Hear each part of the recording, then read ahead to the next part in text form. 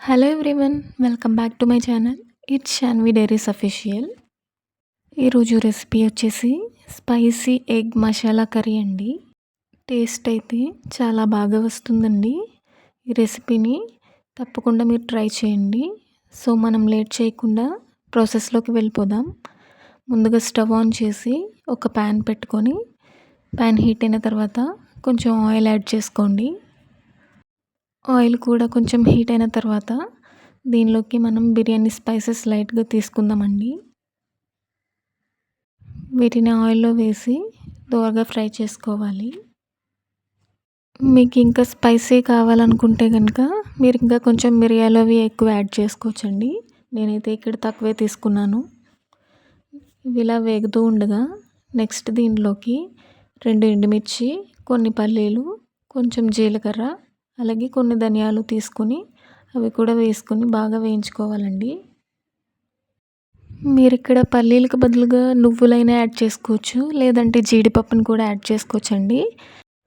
దీనివల్ల కర్రీకి మంచి టేస్ట్ అనేది వస్తుందండి. అలాగే స్పైస్ కూడా బ్యాలెన్స్ అవుతుంది. ఒక 5 మినిట్స్ ఇవి ఇలాగే దోరగా వేగిన తర్వాత దీనిలోకి సన్నగా కట్ చేసి పెట్టుకున్న ఒక 3 ఉల్లిపాయలను తీసుకోండి. ఆనియన్స్ని కూడా వేసుకొని బాగా వేయించుకోవాలండి. ఈ ఆనియన్స్ అన్నీ కూడా బాగా మగ్గనివ్వాలండి. ఆనియన్స్ బాగా మగ్గిన తర్వాత కర్రీకి అయితే మంచి టేస్ట్ వస్తుందండి.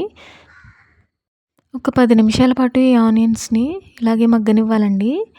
లో ఫ్లేమ్లో పెట్టుకొని కలుపుకుంటూ ఉండాలి.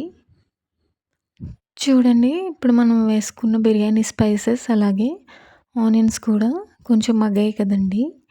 ఇప్పుడు దీనిలోకి సన్నగా కట్ చేసుకున్న ఒక 4-5 పచ్చిమిర్చి యాడ్ చేసుకోవాలండి. అవి కూడా వేసుకొని బాగా కలుపుకోవాలి. ఇప్పుడు దీన్ని ఒక 10 నిమిషాలు లో ఫ్లేమ్లో మగ్గనివ్వాలండి. ఒకసారి అంతా మంచిగా కలుపుకొని మూత పెట్టేసి మగ్గనివ్వండి.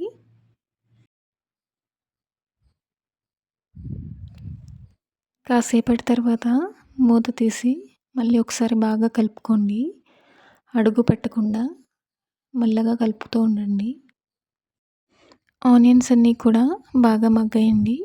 అలాగే బిర్యానీ స్పైసెస్ కూడా మంచి స్మెల్ వస్తున్నాయండి. ఇప్పుడు దీనిలోకి సన్నగా కట్ చేసి పెట్టుకున్న ఒక 2-3 టమాటాలను వేసుకోండి. అవి కూడా వేసుకొని బాగా కలుపుకోవాలండి. తర్వాత ఒక 10 నిమిషాలు మళ్ళీ మూత పెట్టేసుకొని మగ్గించాలండి. నేను ఇక్కడ చిన్న టమాటాలు తీసుకున్నానండి. మీకు కొంచెం గ్రేవీ ఎక్కువ కావాలంటే ఇంకో 2 టమాటాలు తీసుకోవచ్చు. నెక్స్ట్ దీనిలోకి అల్లం వెల్లుల్లి పేస్ట్ యాడ్ చేసుకోండి. ఒక 2 స్పూన్ల వరకు తీసుకుంటే ఫ్లేవర్ చాలా బాగా వస్తుంది కర్రీకి.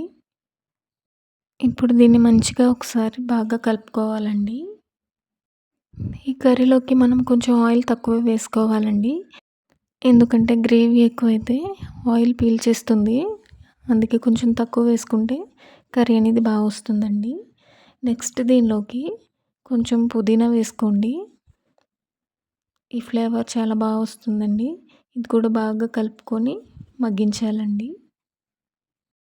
ఒకసారి అంతా బాగా పెట్టేసుకున్న తర్వాత మూత పెట్టుకుని ఒక 2 నిమిషాలు ఉంచండి. తర్వాత దీన్ని మిక్సీ జార్లోకి తీసుకుని పూర్తిగా చల్లారనివ్వాలండి. నెక్స్ట్ వేరొక ప్యాన్ తీసుకొని ఆయిల్ యాడ్ చేసుకొని కొంచెం పసుపు, కారం కూడా వేసుకొని మనం ఇందాక బాయిల్ చేసి పెట్టుకున్న ఎగ్స్ ఉన్నాయి కదండి, వాటికి ఘాట్లు పెట్టుకొని ఈ నూనెలో వేయించుకోవాలండి. మీకు ఇంకా ఎగ్స్ ఎక్కువ కావాలనుకుంటే ఇంకా ఎక్కువ తీసుకోవచ్చు. ఈ ఎగ్స్ని దోరగా వేయించుకోవాలండి. ఈ ఎగ్స్ ఫ్రై అయ్యేలోపు మనం ఇందాక మిక్సీ జార్లోకి తీసి పెట్టుకున్నాం కదండి, అది పేస్ట్ చేసుకొని ఈ ప్యాన్లో ఇలా ఫ్రై చేసుకోవాలండి. ఇలా మిక్సీ చేసుకొని వేయించుకోవడం వల్ల కర్రీకి అయితే క్రీమీ టెక్స్చర్ వస్తుందండి. టేస్ట్ కూడా చాలా బాగుంటుంది. ఇది ఇలా కుక్ అవుతున్నప్పుడు దీంట్లోకి కొంచెం ఉప్పు వేసుకోవాలండి. నేను ఇక్కడ క్రిస్టల్ సాల్ట్ తీసుకున్నాను. మీకు నచ్చితే మీరు సాల్ట్ కూడా తీసుకోవచ్చండి. నెక్స్ట్ దీనిలోకి కారం కూడా యాడ్ చేసుకోండి. నేను ఇక్కడ కారం కూడా కొంచెం తక్కువే తీసుకున్నానండి. మనం ఆల్రెడీ దీంట్లోకి ఎండుమిర్చి అలాగే పచ్చిమిర్చి అంతా వేసాం కాబట్టి నెక్స్ట్ దీనిలోకి కొంచెం వాటర్ యాడ్ చేసుకొని బాగా కలుపుతూ ఉండండి. ఇది కొంచెం మరిగిన తర్వాత దీనిలోకి ఎగ్స్ కూడా వేసుకొని బాగా కలుపుకోవాలండి. అలాగే మన ఛానల్ని సబ్స్క్రైబ్ చేయడం మర్చిపోవద్దండి. వీడియోస్ అన్నీ చూసి లైక్ చేయండి. అలాగే మీ ఫ్రెండ్స్కి కూడా ఈ వీడియోస్ని షేర్ చేయండి. ఎగ్స్ అన్నీ కూడా వేసుకున్నాం కదండి. ఇప్పుడు దీంట్లోకి కొంచెం కొత్తిమీర యాడ్ చేసుకొని బాగా కలుపుకొని మూత పెట్టేసుకోవాలండి. ఈ ఎగ్ మసాలా కర్రీ అంటే మీలో ఎంతమందికి ఇష్టమో కామెంట్ చేయండి. ఒక 2 నిమిషాలు గ్రేవీ అంతా బాగా మగ్గి ఆయిల్ అనేది సెపరేట్ అవుతుందండి. ఇంతేనండి, ఎంతో టేస్టీగా ఉండే spicy egg masala curry ready అయిపోతుంది. దీన్ని వేడివేడిగా సర్వ్ చేసుకుని తింటే చాలా టేస్టీగా ఉంటుందండి. సో మీరు కూడా తప్పకుండా ఒకసారి ఈ రెసిపీని మీ ఇంట్లో ట్రై చేసి చూడండి. ఇంట్లో అందరూ చాలా ఇష్టంగా తింటారు. పిల్లలు కూడా చాలా ఇష్టంగా తింటారండి. ఈ రెసిపీని మీరు ఇంట్లో ట్రై చేశాక ఎలా వచ్చిందో కామెంట్ పెట్టడం మర్చిపోవద్దండి. దీనిని కొంచెం కొత్తిమీర అలాగే ఆనియన్స్తో గార్నిష్ చేసుకుంటే చాలా బాగుంటుందండి. వీడియో నచ్చితే లైక్ చేసి షేర్ చేయండి. సబ్స్క్రైబ్ చేయడం మర్చిపోవద్దండి. మరిన్ని మంచి వీడియోస్తో మళ్ళీ మీ ముందుంటాను. Thanks for watching.